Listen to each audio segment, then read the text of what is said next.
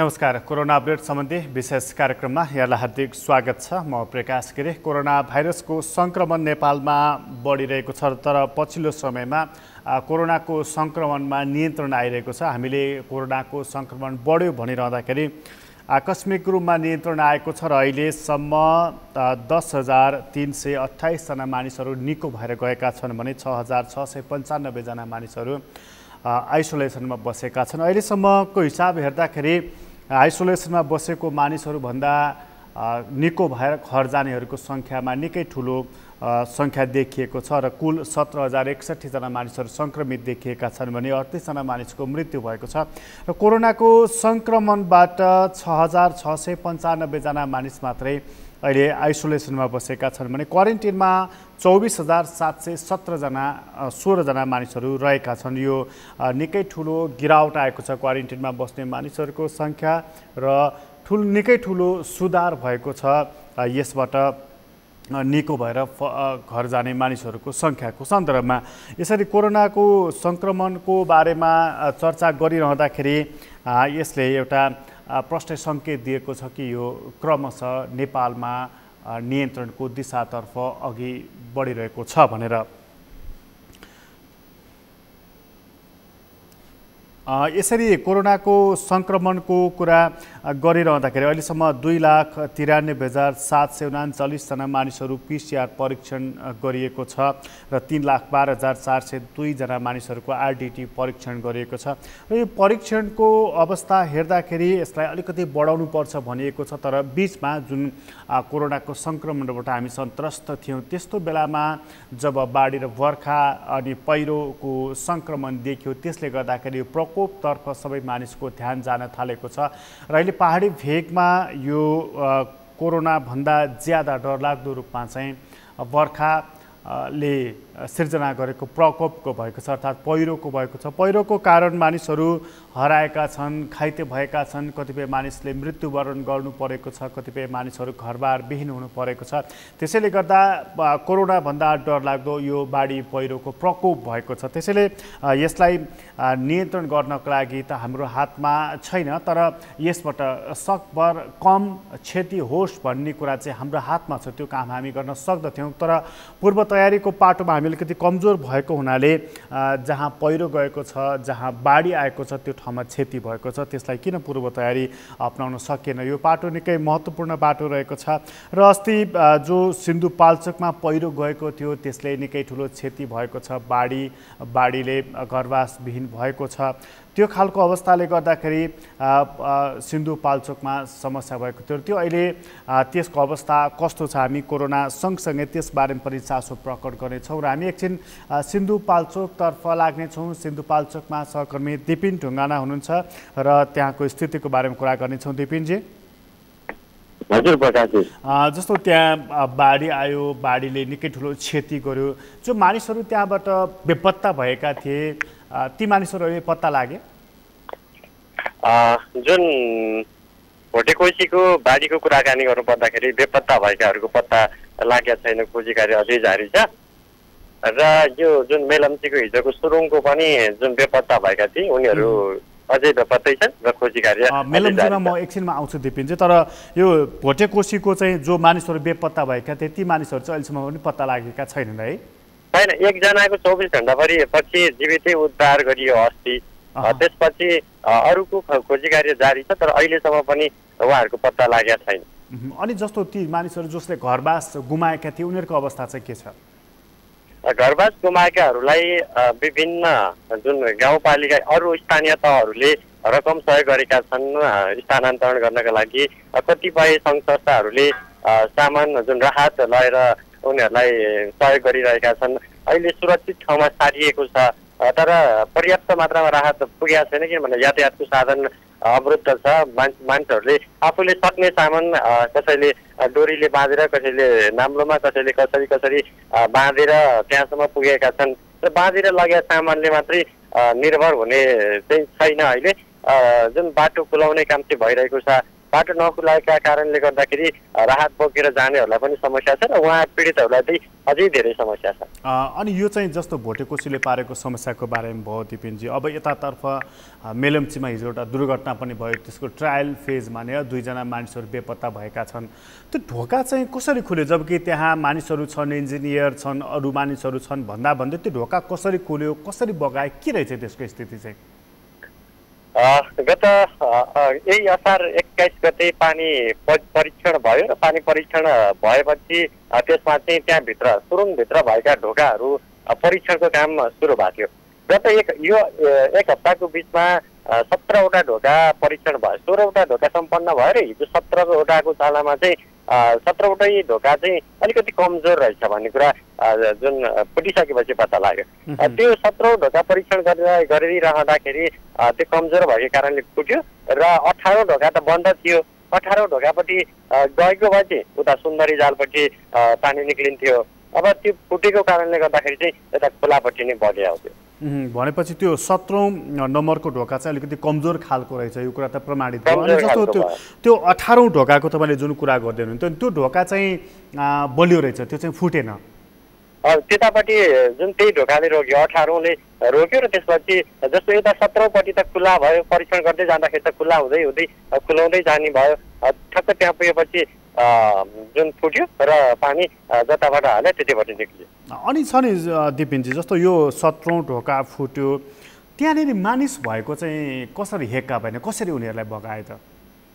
परीक्षण गर्दाखेरि जाने इन्जिनियरहरूलाई बगाएको हो र त्यही इन्जिनियरहरू परीक्षण गरिरहँदाखेरि बगाएको हो। उनीहरू त्यही परीक्षण गरिरहेका थिए र गाडी चाहिँ बाहिर उनीहरूले प्रयोग गर्ने गाडीलाई बगाएको हो। एकैछिनपछि गाडी चाहिँ उद्धार भइसक्यो। अनि जस्तो अब त्यो मानिस त्यहाँ भएको र जस्तो आपतकालीन अवस्थामा त्यसरी बगाउन सक्छ भन्ने परिकल्पना पनि गरिएको थियो होला, त्यस्तोमा उद्धार कसरी गर्ने, उद्धार कर्मीहरू तैनात गरिएको त्यस्तो थिएन त्यहाँ?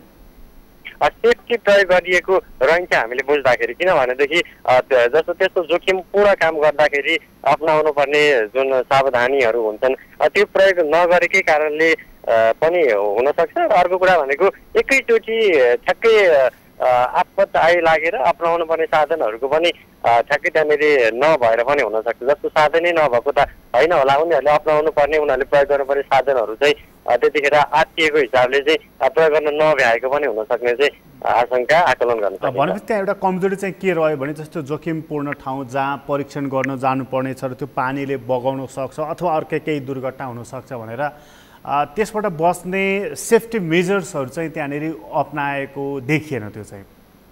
हजुर, त्यस्तो चाहिँ देखिएन। अनि जस्तो यो 17औं नम्बरको ढोका जुन फुट्यो नि, अब जस्तो के ढोका नै कमजोर थियो भनेदेखि त त्यो जुन कम्पनीले त्यो बनाएको हो त्यसलाई दण्डित गर्ने कुरा हुन्छ। त्यसमाथि 2 जना हराएका छन् मानिसहरू, उनीहरूलाई पानीले बगाएर कहाँ पुर्याएको छ, उनीहरूलाई उद्धार गर्ने कुरा छ। त उनीहरूको खोजी कार्य चाहिँ कसरी भइरहेको छ? खोजी कार्य नेपाली सेना र नेपाल प्रहरीले गरिरहेको छ। अहिले पनि खोलाको किनारमा जुन हिँडेर अहिले पनि खोजी कार्य जारी रहेको, छेउभित्र हेर्दै हिँडेको जानकारी प्राप्त भइरहेको छ। मेलम्चीको खोला ठाडो खोला भएको कारणले गर्दा पनि जुन मेलम्ची भन्दा माथि आयोजना जुन हेलम्बुबाट मेलम्चीसम्मको अवधिमा चाहिँ छैन र त्यसपछि यता तल ढाडखोला साइड यता चाहिँ अब केजारिएको खोला हुनाले अलिक तेर्सो बगेको हुनाले त्यहाँ चाहिँ छ कि भन्ने आशंकाले अहिले त्यहीँ खोजी कार्य भइरहेको छ। तर कहाँ कसरी भेटिन्छ भन्ने कुरा अहिले थाहा छैन।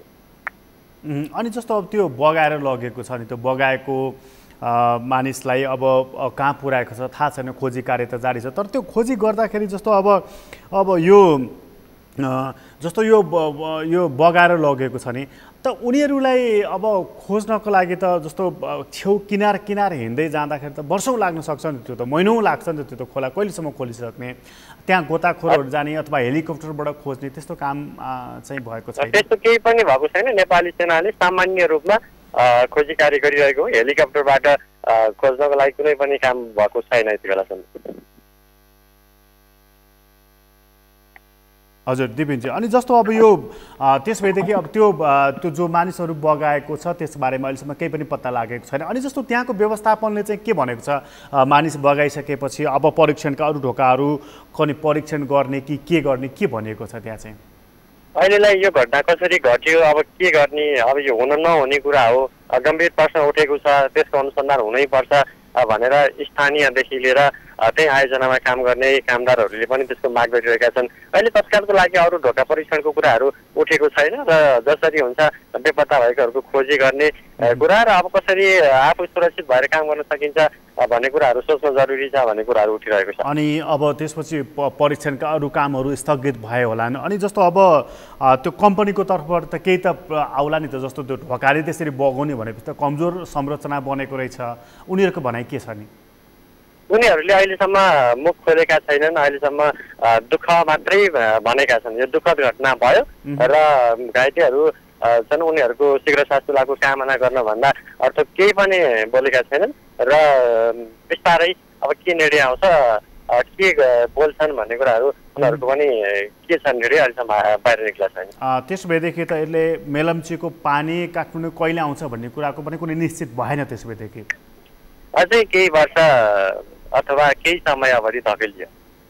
दिपेनजी, तपाईँलाई धेरै धन्यवाद जानकारीको लागि। सहकर्मी दिपेन ढुङ्गाना हुनुहुन्थ्यो सिन्धुपाल्चोकबाट। र सिन्धुपाल्चोकको अवस्थाको बारेमा हामी कुरा गर्दै थियौँ। बडा एउटा अनौठो खालको स्थिति कि मेलम्चीको पानी सुरुङ मार्ग हुँदै काठमाडौँसम्म ल्याइनेछ, तर ल्याउनको लागि त्यहाँ निरन्तर परीक्षण भइराखेको थियो। 16औं नम्बरको ढोकासम्म त्यहाँ खोलेर परीक्षण भइराखेको थियो र पानी सुरुङबाट प्रवेश गराउने र त्यो काम सफलतापूर्वक हुँदै गरेको थियो। तर 17औं नम्बरको ढोकाको परीक्षण जब गर्न थाल्यो, त्यो ढोका अचानक पानीले फुटाइदियो र त्यो परीक्षणको क्रममा त्यहाँ पुगेका इन्जिनियर र अर्का एकजना व्यक्तिलाई पानीले बगाइदिएको छ। तर यदि 18औं नम्बरको ढोका खुलेको भए त्यो पानी बग्दै सुन्दरी जलसम्म आइपुग्ने थियो। तर त्यो ढोका नफुटेको हुनाले अथवा भनौँ नखुलेको हुनाले पानी पुनः मेलम्चीतर्फ नै फर्कियो र दुईजना व्यक्तिहरू जो बेपत्ता भएका छन् पानीमा बगेर उनीहरूको अहिलेसम्म पनि फेला परेको छैन। एउटा लापरवाही के देखिएको छ भने स्वयं इन्जिनियर नै त्यहाँ परीक्षणको लागि गएका छन्, उनलाई बगाएको छ। तर आकस्मिक रूपमा दुर्घटना भयो भने कसरी जोगिने भनेर त्यसको कुनै इन्तजाम गरिएको चाहिँ पाइएन, जसले गर्दाखेरि यो दुर्घटना भएको छ। बेपत्ता व्यक्तिहरू अझै पनि फेला परेका छैनन्। हामी एकछिन स्याङ्जातर्फ लाग्नेछौँ, सहकर्मी श्रीकृष्ण सिग्देलसँग कुरा गर्नेछौँ। श्रीकृष्णजी, श्रीकृष्णजी, हिजो हामी कुरा गर्दै थियौँ त्यहाँ पहिरोले क्षति गरेको विवरण तपाईँले दिँदै हुनुहुन्थ्यो। आजको अवस्था के छ त्यहाँ?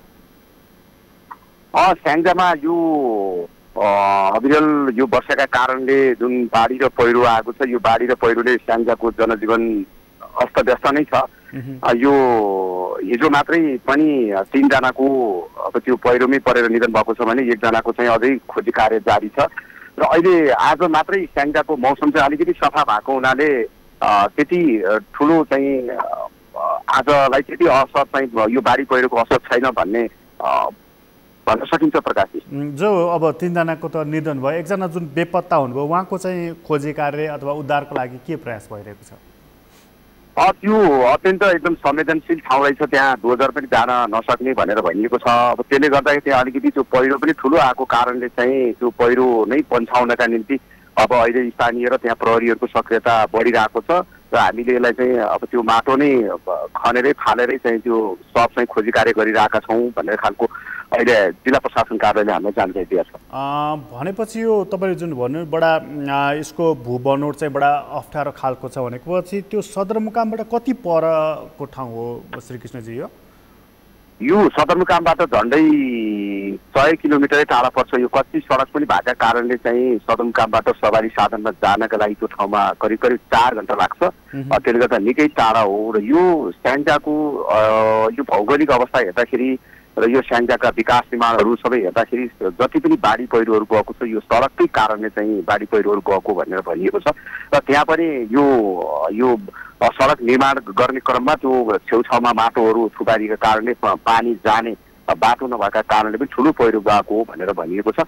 त्यसले गर्दा त्यो स्थान चाहिँ सदरमुकामबाट धेरै टाढा भएका कारणले पनि त्यो प्रहरीको टोली समयमै पुग्न नसक्ने, सुरक्षा निकायहरू समयमा पुग्न नसक्दा पनि हिजो चाहिँ उद्धार कार्यमा अलिकति कठिनाइ भयो भनेर भनिएको छ। र आज मात्रै पनि त्यो 1 जना प्रेमचन्द्र पाण्डे भन्ने हराइरहनु भएको छ, उहाँको चाहिँ खोजी कार्य गरिरहेको छ। अनि जस्तो अब यो सडककै कारणले पनि दुर्घटना भएको तपाईँले जुन बताइराख्नु भएको छ, अब यो दुर्घटना भनौँ यो पहिरोमा चाहिँ कति घर प्रभावित भएको छ श्रीकृष्णजी? 4वटा घर चाहिँ हिजो मात्रै हामीलाई 2टा घरको भन्ने कुरा आएको थियो, पछि चाहिँ 2वटा घर थप गरेर 4वटा घर चाहिँ विस्थापित नै भइसकेको र उनीहरूलाई चाहिँ सुरक्षित स्थानमा चाहिँ स्थानान्तरण गरिएको भन्ने खबर आएको छ र त्यो 4वटा घरलाई मात्रै अहिले चाहिँ त्यो पहिरोले अलिकति क्षति पुर्याउँछ कि भन्ने एउटा अनुमान गरिएको छ प्रकाशजी। भनेको 4वटा घर विस्थापित भए त्यहाँबाट, अनि जस्तो त्यहाँको मानिसलाई चाहिँ कहाँ राखिएको छ त? केही घरहरू त्यहाँ खाली पनि रहेछन्, उनीहरू चाहिँ यो मधेसतिर जाने भएका कारणले पनि त्यहाँ केही घरहरू खाली भएका कारणले त्यो घरमै लगेर राखिएको भनेर त्यहाँको वडाले चाहिँ हामीलाई जानकारी दिनुभएको छ। अब यो पहिरोको पुरै नभएसम्म, यसको समाधान नभएसम्मका लागि भनेर उनीहरूलाई चाहिँ अर्कैको घरमा नै स्थानान्तरण गरिएको छ भनेर चाहिँ जानकारी आएको छ। अनि जस्तो अब एकजना जो बेपत्ता हुनुहुन्छ उहाँलाई चाहिँ अब खोजी कार्य भनेको पहिरोले पुरेको हुनसक्छ भन्ने त्यहाँ अनुमान गरियो, भनेपछि अब स्क्याभेटर या डोजर लिएर गएरै खन्नुपर्ने अवस्था भयो त्यहाँनिर त्यसैदेखि। असाध्यै त्यो डोजर मात्रै जान सक्ने ठाउँ भएको भएदेखि हिजो नै त्यो सबैजनाको उद्धार हुने थियो। अब किनभने त्यहाँ 6 जना नै त्यहाँ गएको भनिएको छ। अब 6 जना मध्ये 2 जना घाइते हुनुभएको छ, उहाँहरूको पाल्पामै अहिले उपचार भइरहेको छ। 1 जना अलिक सामान्य हुनुहुन्छ भने 1 जना अलिक गम्भीरै भन्ने खालको कुरा आएको छ र 4 जना नै त्यो पहिरोमा पर्दा 1 जना त उत्तिखेरै उद्धार गर्दा गर्दै उपचारकै क्रममा चाहिँ निधन भयो भने 2 जना चाहिँ उद्धार गरेर निकालिएको छ। अब यो 4 जना एकै ठाउँमा भएका कारणले त्यो अलिकति यो शव खोज्ने क्रममा जहाँ भेटियो त्यहाँ नै चाहिँ यो शव हुन सक्छ अथवा भन्ने खालको हिजो जुन अनुमान गरिए पनि अलिकति त्यो पहिरोले अलिकति लथारेका कारणले अलिक तितर बितर बनाएको हो कि भन्ने खालको देखिएको छ। यो यसको खोजी कार्य चाहिँ भइरहेछ। अनि श्रीकृष्णजी जस्तो यो अब त्यो 4वटा घरको मानिसहरू जो विस्थापित हुनुभएको छ उनीहरूलाई त्यो नजिकैको खाली रहेको घरहरूमा राखिएको छ। जस्तो अब कतिपय स्थानमा जो मानिसहरू पहिरोमा परेर मृत्युवरण गर्नु पुगेको छ ती मानिसहरूलाई स्थानीय तहले त्यो परिवारलाई राहत रकम दिएको पनि सुनिएको छ। स्याङ्जामा चाहिँ के छ अवस्था? यो राहत रकम चाहिँ दिइसकेको भन्ने जानकारी आएको छैन, तर राहत स्वरूप चाहिँ स्थानीय पालिकाहरूले यो विपदमा परेको विपदमा त्यस्ता ज्यान गुमाउनेहरूलाई चाहिँ स्थानीय पालिकाले क्रिया खर्चहरू त त्यो अलिकति त्यो नै दिने भन्ने खालको चाहिँ कुरा आएको छ। तर यो हिजो मात्रै दुर्घटना भएको कुरामा भने अहिले स्थानीय पालिकाले दिइसक्या भन्ने जानकारी चाहिँ हामीले पाएका छैन।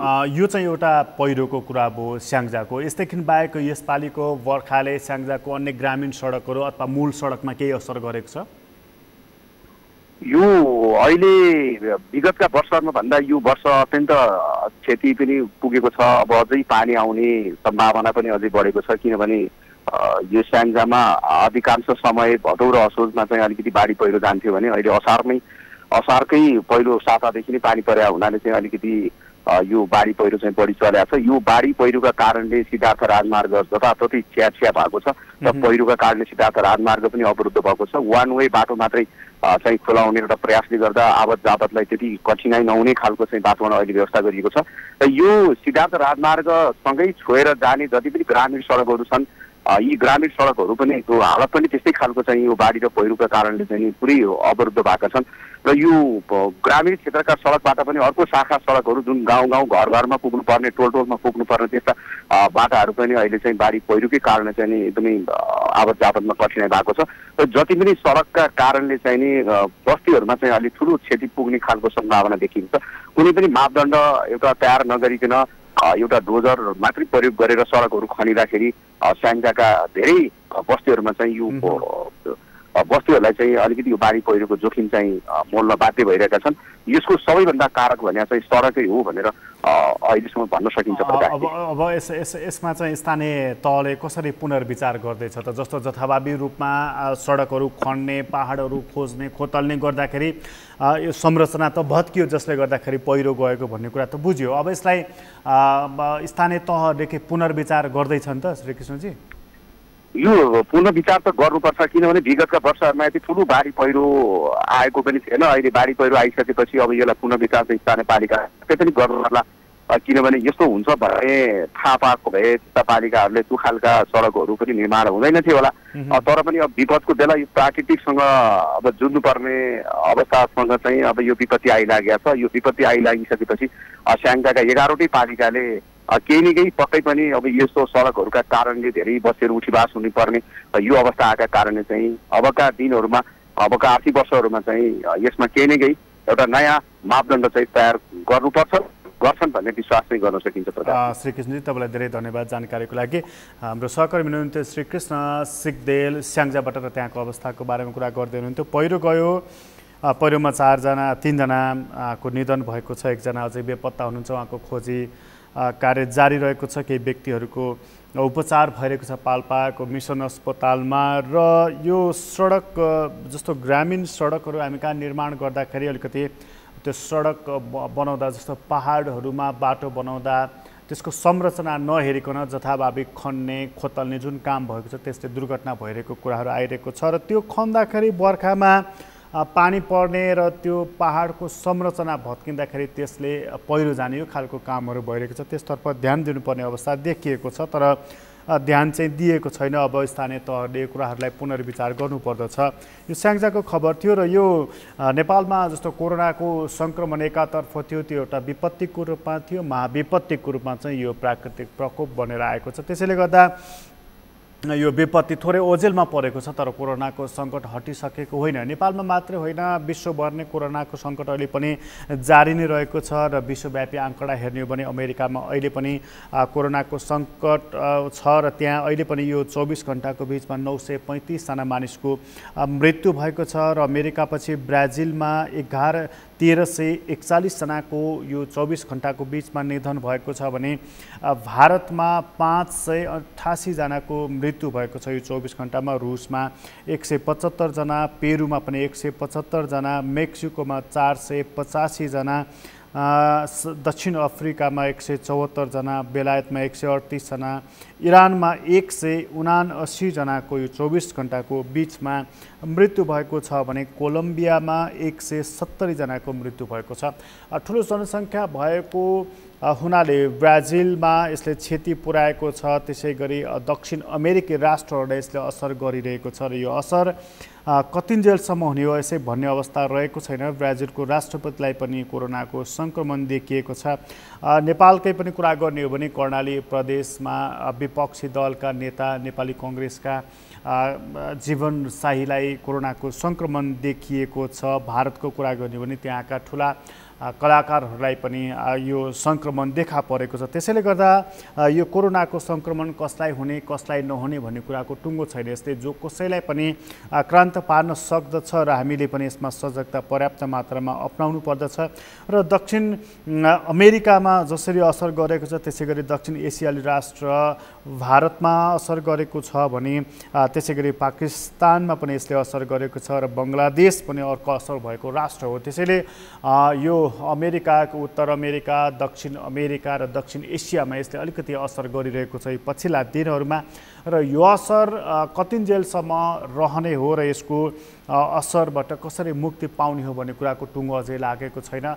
WHO को कुरा अहिले पनि ध्यान दिनु हो भनेदेखि कोरोनाको सङ्क्रमण भ्याक्सिनबाट या कुनै औषधिबाट मात्र पनि टुङ्गो लाग्न सक्दैन भनेर उनीहरूले बताइरहेका छन् र यो सङ्क्रमणले लामो समयसम्म असर गर्न सक्ने उनीहरूको अनुमान पनि रहेको छ। त्यसैले गर्दा हामीले जस्तो नेपालमै पनि लकडाउन अलिक खुकुलो गरेको छ, सार्वजनिक सवारी साधनहरू चल्न थालेका छन्, अफिस पसलहरू खुल्न थालेका छन्। यसो भन्नुको मतलब कोरोनाको सङ्क्रमण हट्यो भन्नु होइन, यसले हामीलाई अझै पनि असर गर्न सक्दछ र चुनौतीहरू झन् थपिएका छन्। किनभने हिजो हामी लकडाउन भएर एक ठाउँमा बसेका छौँ, त्यसकारण सुरक्षित थियौँ, तर अहिले एक ठाउँबाट अर्को ठाउँ हामी जसरी हिँडिरहेका छौँ र हाम्रा संरचनाहरू पूर्ववत अवस्थामा जसरी चल्न थालेका छन् यसकारण चुनौती पनि थपिएको छ। त्यसैले सजगता पनि अपनाउँ भनेर आग्रह पनि गर्न चाहन्छौँ। कोरोना अपडेट सम्बन्धी विशेष कार्यक्रम अहिलेलाई यति नै। कार्यक्रमबाट म प्रकाश गिरीलाई बिदा दिनुहोस्। सगरमाथा टेलिभिजन हेर्दै गर्नुहोला। नमस्कार।